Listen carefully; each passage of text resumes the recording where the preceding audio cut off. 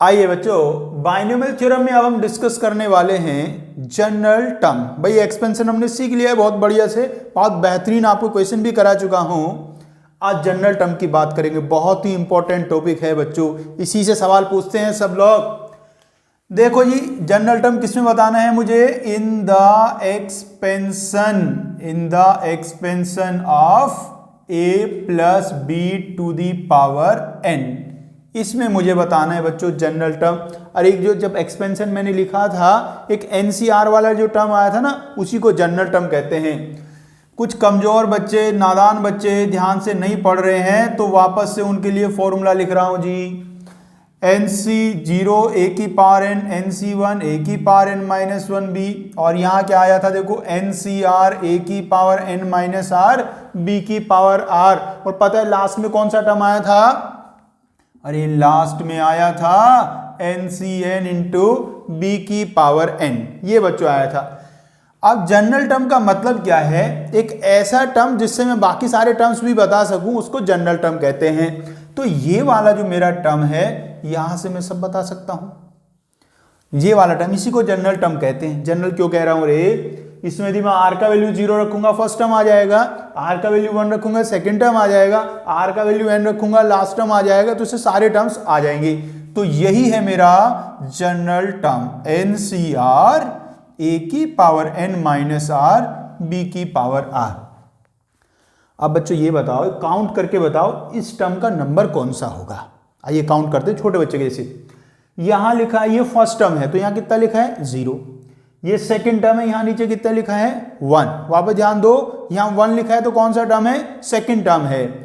जैसे यहां नीचे 2 लिखा होगा तो कौन सा टर्म आएगा? थर्ड टर्म आएगा।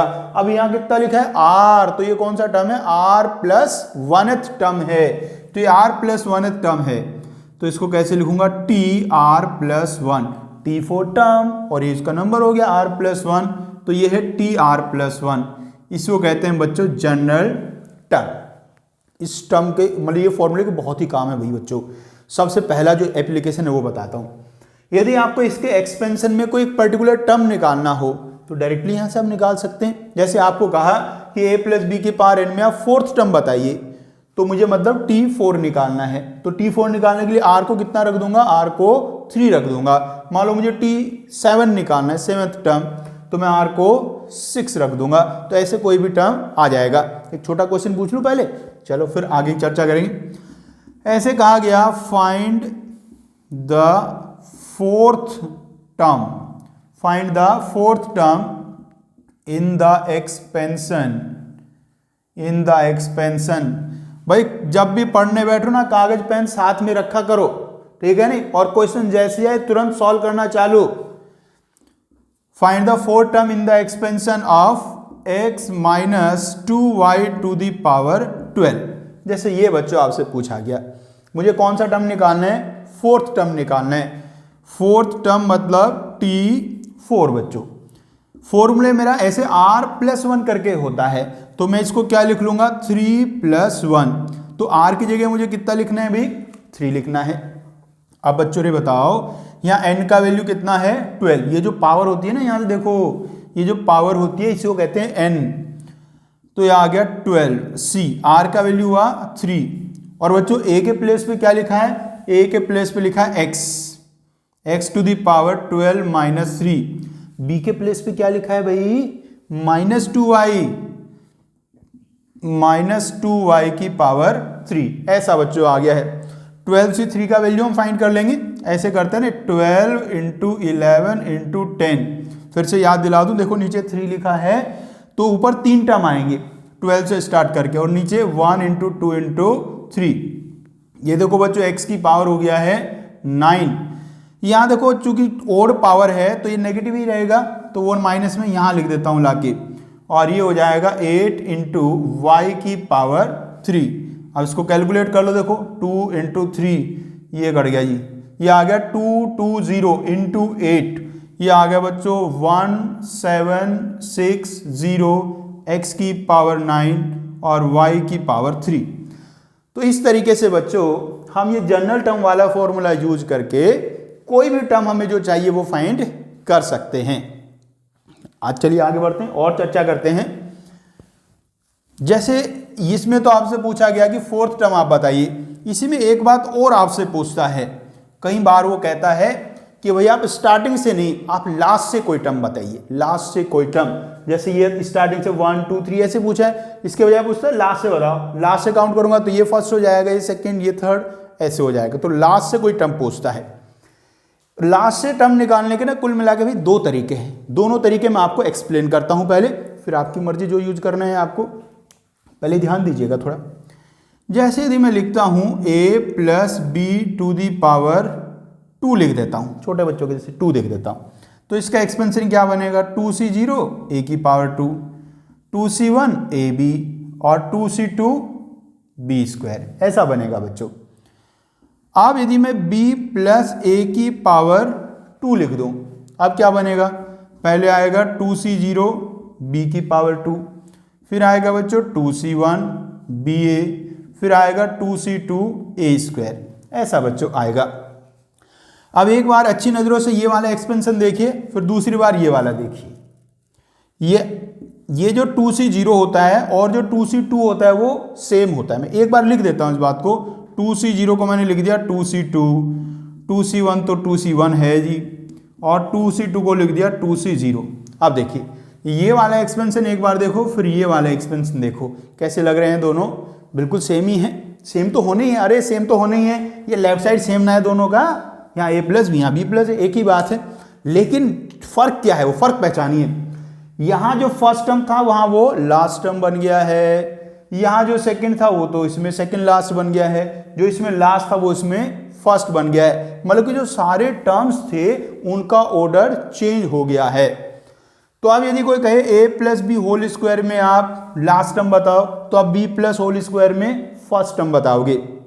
मतलब कि यदि मैंने a प्लस बी की पावर n लिखा हुआ है और इसमें b प्लस a कर देता हूं, तो ये सारे टर्म्स आपके रिवर्स ऑर्डर में आ जाएंगे, सारे रिवर्स ऑर्डर में आ जाएंगे। जैसे मैं यहाँ b प्लस a करूंगा, ये सबसे पहले आएगा, फिर सेकंड वाला आएगा, फिर थर्ड वाला, ऐसे आएगा, और ये फर्स्ट वाला सबसे लास्ट में बच्चों चला जाएगा। तो अब यदि कोई आपको कहे कि लास्ट से कोई टर्म बताइए, तो आपको क्या करना है, ये a और b को इंटरचेंज कर दो और स्टार्टिंग से ही वो वाला टर्म आप बता सकते हैं। लिख देता हूं मैं ये वाली बात आपके लिए भैया। ये फॉर्मूला तो याद हो गया, याद हो गया तो मिटा दो भाई। और ये ऊपर वाली सीरीज तो इतनी बार मैंने लिख दी है भाई, और कितनी बार लिखूंगा, अब तो याद कर लो। तो यदि आपको ये कहा जाए भाई कि आपको निकालना है, मान लो pth term from the end in a plus B to the power n, a plus B to the power n में आपको pth टर्म निकालना है एंड से, तो ये किसके इक्वल होगा, ये होगा pth term from the beginning, pth term from the beginning in b plus a to the power n।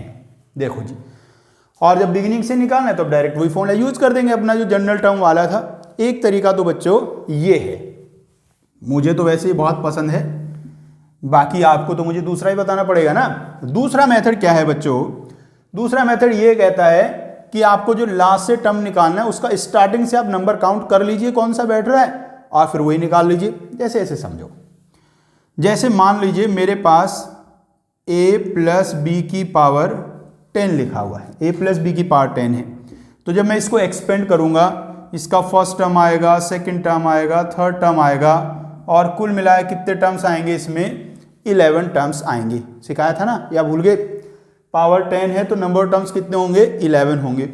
अब यदि मुझे इसमें कहा जाए कि आप ना फिफ्थ टर्म बताओ, फिफ्थ टर्म फ्रॉम एंड बताओ, फ्रॉम एंड, तो मैं दूसरा काम क्या कर सकता हूं, मैं काउंट कर लूंगा कि जो लास्ट से फिफ्थ टर्म बैठ रहा है वो शुरू से कौन सा टर्म होगा, ये मैं काउंट कर लूंगा। काउंटिंग तो मुझे लग रहा है आपको आती होगी। आइए करते हैं, लास्ट से फर्स्ट ये होगा, सेकंड ये होगा, लास्ट से काउंटिंग हो रही है, अरे फर्स्ट सेकंड, फिर थर्ड, और फिर फोर्थ, और फिर फिफ्थ, ऐसे बच्चों आ गया है। तो जो लास्ट से फिफ्थ टर्म है वो बेसिकली स्टार्टिंग से कौन सा टर्म है, सेवेंथ टर्म है। जो लास्ट से फिफ्थ है वो स्टार्टिंग से सेवेंथ है। तो दूसरा मेथड ये है कि उसका हम नंबरिंग काउंट कर लेते हैं। तो नंबरिंग काउंट कैसे करते हैं तो समझ में आ गया, सिंपल काउंट कर सकते हैं या इसके लिए आप फॉर्मूला भी बना सकते हैं। देखो जी टोटल टर्म्स कितने थे 11, तो 11 माइनस कितना निकालना था टर्म आपको, फिफ्थ टर्म और प्लस 1, देखो कितना आ गया क्या 7, तो ऐसे आप निकाल सकते हैं। अब बच्चा कह रहा है सर 11 थोड़ा ना होता है, सवाल में तो 10 है, तो 11 क्यों लिखा, तो ये जो 11 है भाई इसको आप क्या लिख लो 10 प्लस 1 ऐसे ही लिख लो, और चाहो तो इस 1 को 1 में आप ऐड कर दो तो क्या बन जाएगा 10 माइनस 5 प्लस 2 बन जाएगा। 10 है पावर, 5 वो है जो आपको नंबर निकालना है टर्म का, और प्लस 2 आपको कर देना है। तो फॉर्मूला हमारा क्या बन गया है देखिएगा, फॉर्मूला हमारा क्या बन चुका है, यही जो मुझे निकालना है ये वाला ही, ये किसके इक्वल बन गया है, ये इक्वल बन जाएगा n minus P plus 2th term from beginning in a plus B to the power n। तो ये दो मेथड आपके पास हैं भाई, एंड से आपको कोई टर्म निकालना हो तो या तो आप a और b का ऑर्डर चेंज कर दीजिए, या तो स्टार्टिंग से n minus P plus 2th term find कर दीजिए, दोनों से आप निकाल सकते हैं, दोनों से वैल्यू बिल्कुल सेम आएगा भाई। फॉर्मूला भाई समझ में आ चुका है रे बच्चों। अब क्वेश्चन की बारी है, तैयार हो जाओ। क्वेश्चन ये कहा गया है find fifth term from the end, find fifth term from the end in expression देखो जी, x cube upon 2 minus 2 upon x square to the power 9। करो भाई बच्चों फाइंड करो, क्या आने वाला है। दो मेथड हैं, दोनों से करके देखेंगे भाई, एक सवाल करें दोनों से ही करके देखेंगे सही आ रहा है कि नहीं आ रहा है, ये भी तो चेक कर लेंगे। तो भाई पहले कौन सा तरीका लगाऊं ये बताओ, ये वाला कि नीचे वाला, नीचे वाला, चलो बच्चों ने कहा नीचे वाला फॉर्मूला पहले लगा तो नीचे वाला फॉर्मूला यूज करता हूं। तो भाई मुझे चाहिए लास्ट से फिफ्थ टर्म, तो ये स्टार्टिंग से कौन सा बैठेगा, ये स्टार्टिंग से बैठेगा 9 माइनस 5 प्लस 2, 9 माइनस 5 प्लस 2 मतलब कि ये हो गया 4 प्लस 2 6, तो ये आ गया सिक्स्थ टर्म। तो हमें बेसिकली स्टार्टिंग से सिक्स्थ टर्म फाइंड करना है। तो सिक्स टर्म के लिए मैं क्या लिखूंगा t5 प्लस 1। बच्चों n का वैल्यू कितना है 9 और r का वैल्यू कितना आ गया 5, सो 9c5 फर्स्ट वाले मतलब एक्स क्यूब अपॉन 2 की जो पावर हो जाएगी 9 माइनस 5 4 और माइनस 2 अपॉन एक्स स्क्वायर की पावर हो जाएगी बच्चों 5। इसको हम बच्चे कर लेंगे अब सॉल्व। आओ जिसका कैलकुलेशन करते हैं। मैंने कहा था अरे ये जो एनसीआर वाले वैल्यू हैं ये 10 तक याद कर लेना, याद करके आए हो, याद करके आए हो तो बताओ 9c5 का वैल्यू कितना है। 9c5 का वैल्यू 126, और भाई नहीं याद करके आए हो तो निकलवा लेता हूं, वैसे याद कर लो रे। आओ तो कैलकुलेशन करें, 9c5 निकालना है, 9c5 9c4 सेम ही होते हैं, तो ऊपर आ जाएगा 9 into 8 into 7 into 6 upon 4 into 3 into 2 into 1। X की पावर बच्चों बन गया है 12, ये देखो एक्स की power 12 upon 2 to the power 4, 2 to the power 4। अब यहाँ देखो माइनस साइन है और होल पावर में 5 है जो ओड है, इसका मतलब माइनस यहाँ आ जाएगा 2 की पावर 5 अपॉन एक्स की पावर 10, ऐसा बच्चों आ गया है। इसको आप सॉल्व कर ही लेंगे, हमने तो याद ही कर रखा है जी, कितना आता है 126 आता है। और ये देखो ये नीचे 2 की पावर 4 और ऊपर 2 की पावर 5, तो 2 बच गया ना, इंटू 2 एक्स की पावर देख लो जी 2 बच जाएगा, ऊपर 12 है नीचे 10 है, इतना तो याद होगा ना रे, पता है इतनी बात। डिवाइड करने में पावर माइनस हो जाती है, इसको मल्टीप्लाई कर लो, कितना आ गया माइनस का 252x स्क्वायर, ये बच्चों आ गया है। ये लास्ट से हमारा फिफ्थ टर्म आ गया है बच्चों। ये फर्स्ट मेथड क्लियर हो गया। चलो दूसरा मेथड भी सिखा दूं भाई, सेकंड मेथड सीखो। सेकंड मेथड क्या कहता है कि आप इनका ऑर्डर चेंज कर दीजिए, इनका ऑर्डर चेंज कर दो, फर्स्ट वाला इधर रख दो, सेकंड वाला उधर रख दो भाई। तो क्या बन जाने वाला है, तो अब हमारा बन जाएगा जो लास्ट से मुझे फिफ्थ टर्म निकालना है वो बन जाएगा फिफ्थ टर्म फ्रॉम बिगिनिंग। किसमें भाई, इस बार आप क्या करने वाले हैं, इनको ऐसे इंटरचेंज कर देने वाले हैं। तो क्या बन जाएगा माइनस, ये बन जाएगा जी 2/x² और माइनस x³ 2 और इसकी होल पावर 9। ऐसा बच्चों बन जाएगा। मैंने क्या इसको इधर रख दिया और इस वाले को इधर रख दिया है बच्चों। ठीक है भाई। अब देखिए इसमें एक बात जो आपको ध्यान रखनी है, ये वाला जो मेरा सेकंड टर्म था ये माइनस सेकंड वाले टर्म के साथ था, तो इसको माइनस को इसके साथ लेके जाना है। ये वाला प्लस वाला था उसको उधर लेके जाना है। यदि ऐसी माइनस प्लस की थोड़ी बहुत गड़बड़ आपने कर दी तो साइन आपका चेंज होके आ सकता है। तो यहाँ कौन है, यहाँ है माइनस और यहाँ कौन है आपका, यहाँ है प्लस। क्लियर बात जी। अब निकाल देते हैं इसमें हम, क्या निकालना था, फिफ्थ टर्म निकालना है भाई। फिफ्थ टर्म मतलब T4 + 1 कितना आ गया 9C4। फर्स्ट वाले की जो पावर है वो आ जाएगी 5 और सेकंड वाले की पावर आ जाएगी 4। ये बच्चों आ गया है। अब इसको मैं सॉल्व नहीं करूंगा, बस अच्छी नजरों से दिखा दूंगा आपको। ये देखो और ये देखो, सेम ना लग रहा है? अरे ध्यान से देखो, सेम नहीं लग रहे हैं दोनों। यहाँ 9C4 ये 9C5 इक्वली होते हैं। -2/x² की पावर 5 है, यहाँ -2/x² की पावर 5 है। x³ की पावर 4 है, x³ की पावर 4 है। आ गया ना बिल्कुल सेम। तो इसको भी सॉल्व करके कितना आ गया -252x²। तो बच्चों दो मेथड हमने सीख लिए हैं, या तो n-p+2 वाला फॉर्मूला और या तो इनका ऑर्डर चेंज कर देना है। ऑर्डर चेंज करते समय क्या याद रखना है, यदि नेगेटिव साइन है तो वो भी इसके साथ ही आपको लेके जाना है।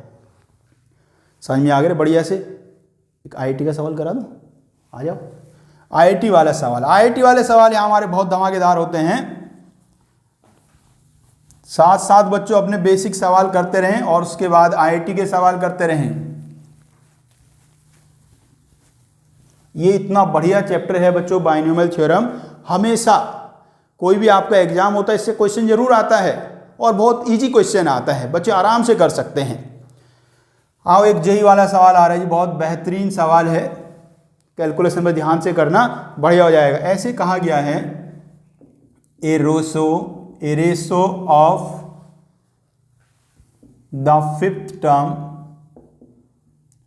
Term from beginning to the fifth term from end. Fifth term, beginning से फिफ्थ टर्म और एंड से जो फिफ्थ टर्म है उनका आपको रेशो बताना है। और किस में बताना है, एक्सपेंशन थोड़ा ध्यान से लिखिएगा। 2⁻⁴ प्लस 1/2 इंटू 3⁻⁴ 1/3 है रे, कभी कुछ और समझते रहो इसको, ये 1/3 है पावर और होल पावर इसकी 10 है। तो इस एक्सप्रेशन में जो स्टार्टिंग से फिफ्थ टर्म है और जो लास्ट से फिफ्थ टर्म है उनका रेशियो बताना है, क्या आएगा। तो बहुत ही आसान है भी, इसको मैं ऐसे लिख दूं T4 + 1, फिफ्थ टर्म का मतलब T4 + 1 upon T4 + 1 dash. Starting से फिफ्थ टर्म और ये लास्ट से फिफ्थ टर्म, दो मेथड सिखाए हैं भाई, दोनों ही समझ में आ गया। आप तो होशियार ही इतने हो। तो भाई क्या किया जाए, समझ नहीं आ रहा। आपको तो आ गया होगा समझ, अच्छा आ गया, ठीक है। तो आपको आ गया तो मैं भी कर दूंगा।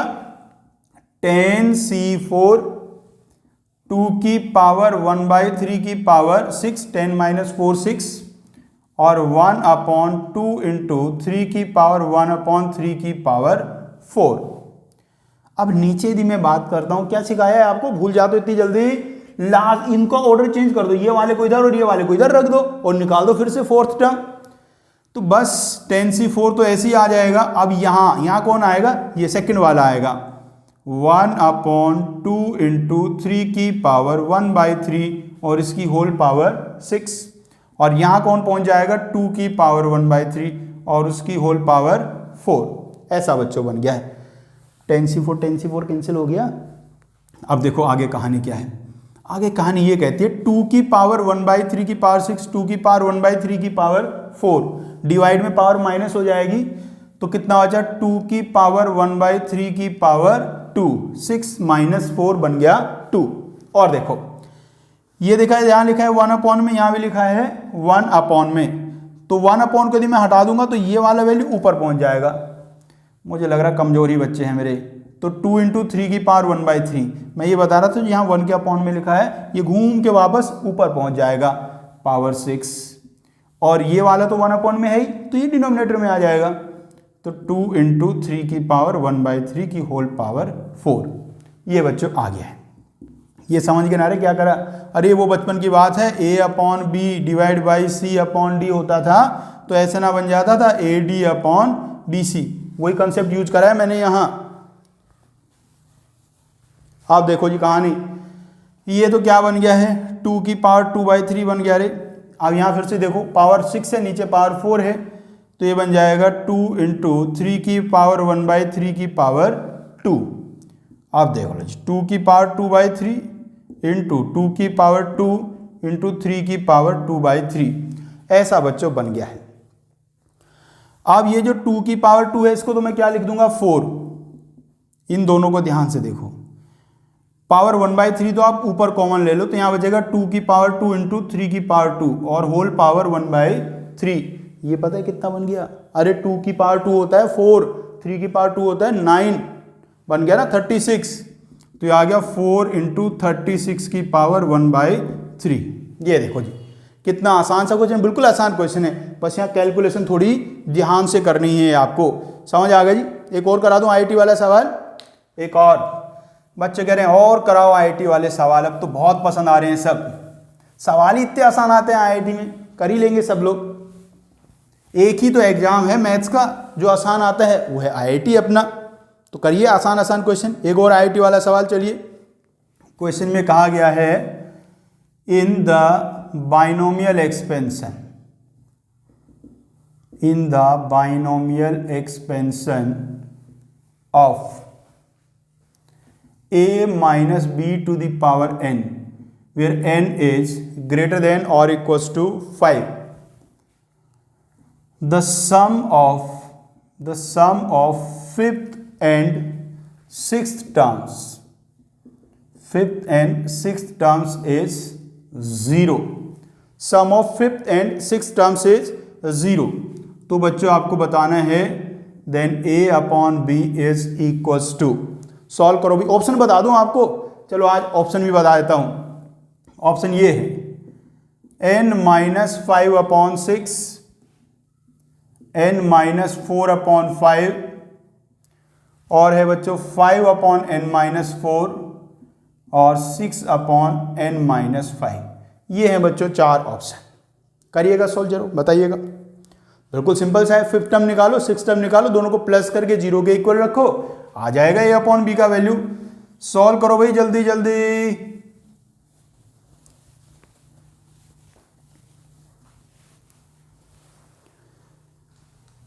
तो क्या गिवन है बच्चों, T5 प्लस T6 का वैल्यू 0 है। T5 मतलब T4 प्लस 1। अब तो होशियार भी हो गए यार, हर बार क्यों लिखवा रहे हो मुझसे 4 प्लस 1, सीधे सीधे बोलो। ये रहा देखो यहां से, तो क्या आ गया बोलो, NC4 a की power n minus 4 minus B की पावर 4। ऐसी T6, 6 में होगा 5 प्लस 1, NC5 a की पावर n माइनस 5 b की पावर 5, और माइनस भी है भाई, माइनस को मत भूल जाना। ये बन गया जी बच्चों। अब देखो भाई, ये माइनस बी की पावर 4 है, पावर 4 है तो नेगेटिव तो खत्म हो जाएगा, पॉजिटिव बन जाएगा।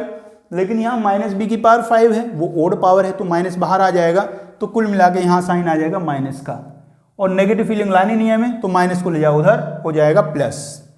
तो ऐसा ना बन गया NC4 a की पावर n माइनस 4 b की power 4 equals to NC5 a की पावर n माइनस 5 b की पावर 5। ये बच्चों बन गया है। अब मुझे a अपॉन बी का वैल्यू निकालना है, तो जो a और b वाले हैं सारे एक तरफ कर लेता हूं और बाकी को उधर ले जाता हूं।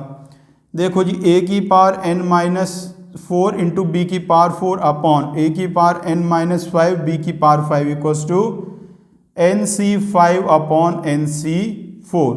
ऐसा बच्चों बन गया है। बच्चों इधर वालों के यदि मैं सॉल्व कर लेता हूँ, यहाँ पावर है n-4 और यहाँ पावर है n-5, ऊपर ले जाके इसको माइनस करूंगा तो 1 बचेगा। इतना माइनस करना तो आता है ना रे? नहीं आता?